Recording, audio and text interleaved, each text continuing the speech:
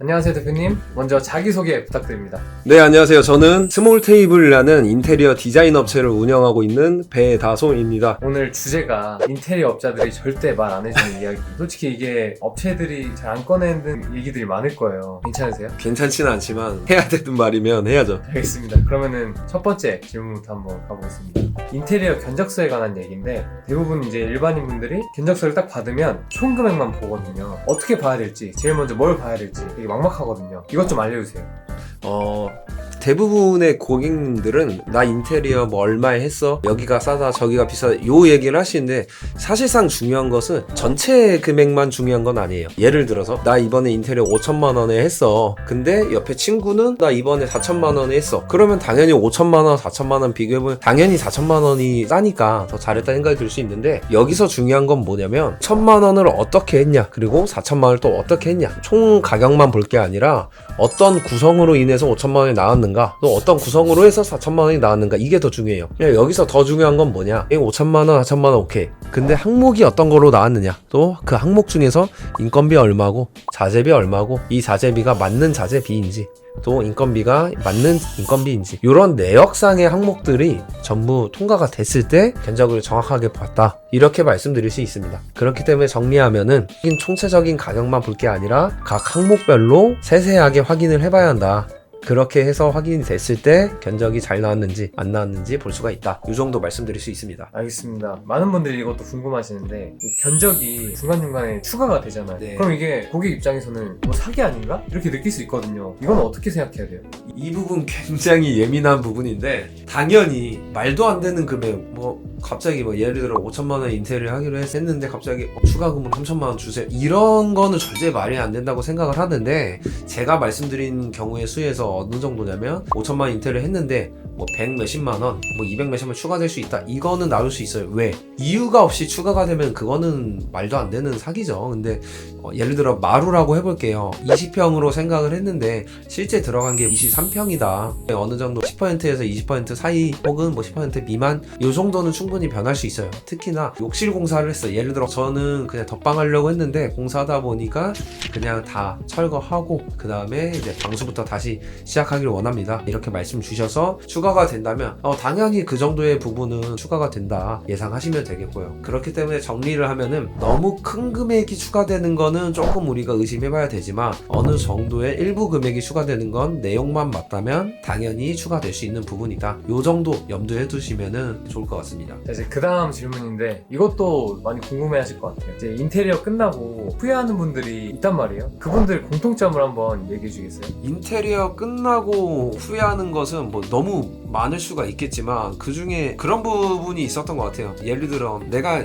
인테리어를 1억에 하려고 했었어. 근데 금액적인 한계선 때문에 7천만 원에 해야 되는 상황이 온 거죠. 그래서 이거는 예를 드는 거예요. 이거는 화장실을 빼고 그냥 7천만 원에 해주세요, 화장실은 나중에 내가 조금만 돈 채워서 그때 할게요, 이렇게 현실적으로 가능한 부분이 있거든요, 부분 공사를 한다든가 할 때. 근데 이게 알고 계셔야 될 게 뭐냐면, 화장실을 나중에 하면은 당연히 지금 당장은 조금 재정적인 부분에서 부담을 덜 수는 있는 건 사실이에요. 근데 나중에 화장실만 따로 공사를 한다 했을 때 우리가 잘 생각해 보자고요. 예를 들어서 공사를 화장실 빼고 다 했어. 근데 화장실이 2개인 경우에 화장실만 1년 후에 할게요 했을 때 지금 당장 여유가 되지만, 문제가 뭐가 있냐면 화장실 2개 공사를 하기 위해서 집 전체를 보양을 해야 돼요. 배보다 배꼽이 클 수 있다는 얘기예요. 또 보양을 한다고 먼지가 안 날릴까요? 미세먼지는요 눈에 보이지 않아도 우리 집 가전 가구에 다 들어갈 수가 있는 거예요. 거기서 만약에 문제가 생긴다거나 기계가 고장난다거나 비싼 가구가 때가 탄다거나 이러면 그 비용이 더 크다는 얘기죠. 그렇기 때문에 현실적으로 지금 당장 돈을 조금 여유롭게 돌릴 수 있을지라도 추후에 배보다 배꼽이 큰 그런 공사를 하게 될 수도 있다, 이 부분 조심스럽게 말씀드립니다. 참고로 이 부분 당연히 단적인 예시예요. 인테리어 업체 분들이 고객에게 일부러 말 안 하는 것들이 있지 않을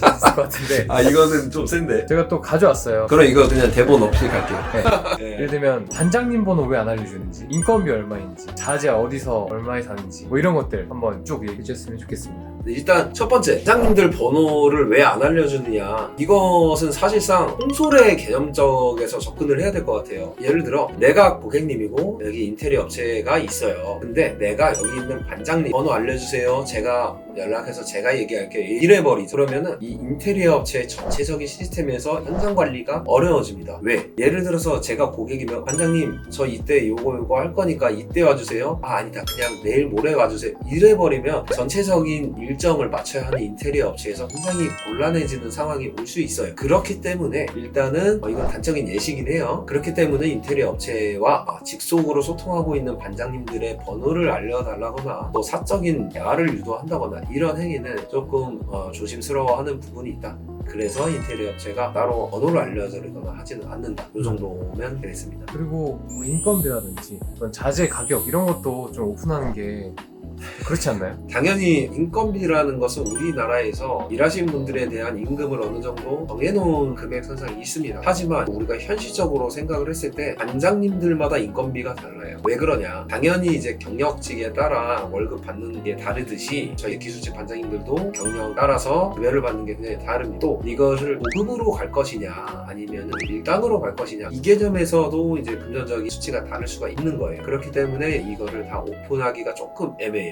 예를 들어서 A라는 설비 반장님이 있고 B라는 전기 반장님이 있고 C라는 목공 반장님이 있어요. 같이 일해주는 분들인데 왜 인건비 다 달라요? 이러면 당연히 공종마다의 차이로 인건비가 달라질 수도 있는 거고 본인마다 받는 금액이 다를 수도 있는 거예요. 이런 조금 다양한 원인들이 있겠지만 통상적으로 이것을 다 일목요연하게 하나로 정리한다? 이거는 현실적으로 어려운 부분이 있습니다. 그렇기 때문에 하나하나 설명을 드리기보다는 견적서에 기입을 해서 서류상으로 설명을 드린다. 이 정도면 되겠습니다. 만약에 대표님이 인테리어 업자가 아니라 그냥 우리 집 인테리어를 한다고 가정해 주시고 그러면 견적 비교를 어떻게 하실 건지. 이거는 대본에 없던 내용인데 제가 인테리어 업체를 아예 해본 적이 없고 아무것도 인테리어에 대해 모르는 고객이라면 저는 이렇게 할 것 같아요. 일단은 제 지인 중에 인테리어 한 사람을 찾을 거고 그 집을 일단 가봐요. 만약에 굉장히 이쁘다, 잘 해놨다, 금액 대비 괜찮다 하면 그냥 그 업체한테 하는 게 저는 좀 마음 편할 것 같아요. 이게 첫 번째. 그리고 두 번째는 인터넷, 뭐 유튜브라든가 인스타그램이라든가 뭐 다양한 블로그 뭐 이런 거에서 찾아서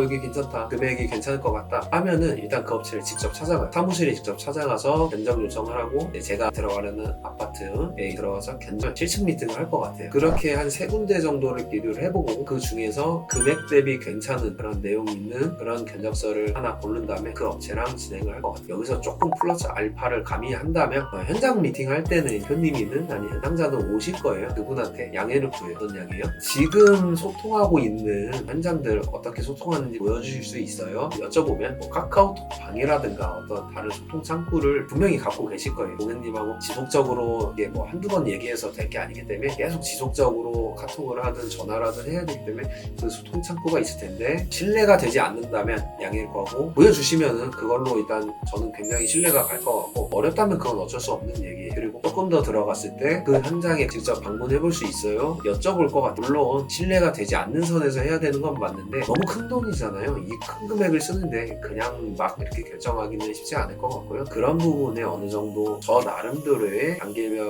검증 과정이 있지 않을까 싶습니다. 방금 대답하신 것 중에 소통 방식을 한번 보여줄 수 있느냐 이게 되게 중요한 것 같아요. 그래서 오늘 이야기 들으면서 인테리어 업체를 고르는 기준에 대해서 조금은 달라진 것 같네요. 오늘 또 이렇게 다양한 얘기를 주제로 삼아서 얘기를 하게 되었는데요. 제가 고객님들이라면은 당연히 이 큰 금액을 쓰는데 또 큰 노력을 이제 들어가는 부분에 있어서 굉장히 신중해질 거라 생각이 듭니다.